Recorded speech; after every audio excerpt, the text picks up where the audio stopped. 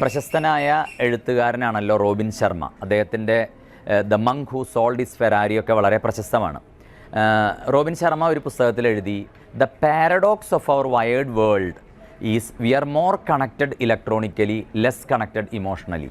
നമ്മുടെ ഈ ഒരു ടെക്നോളജിയൊക്കെ വളർന്ന ഈ ഒരു സാങ്കേതികവിദ്യ പുരോഗമിച്ച ഒരു കാലഘട്ടത്തിൽ അദ്ദേഹം പറഞ്ഞ മനോഹരമായൊരു വാക്കാണ്, we are connected more connected electronically. ഇന്ന് നമ്മൾ വളരെയധികം കണക്റ്റഡാണ്, പക്ഷേ ഇമോഷണലി വൈകാരികമായിട്ട് നമ്മുടെ ബന്ധങ്ങൾ ഇന്ന് വളരെ കുറവാണ്. ഇന്ന് കുട്ടികളും മാതാപിതാക്കളും തമ്മിലുള്ള ബന്ധത്തിൻ്റെ കാര്യത്തിലൊക്കെ ഈ വൈകാരിക ബന്ധമില്ലാതാവുന്ന ഒരു ലോകത്താണ് നമ്മൾ ജീവിക്കുന്നത്. ഇലക്ട്രോണിക്കലിയൊക്കെ നമ്മൾ അകലെയുള്ള പലതും നമുക്ക് അരികിലെത്താൻ തുടങ്ങി.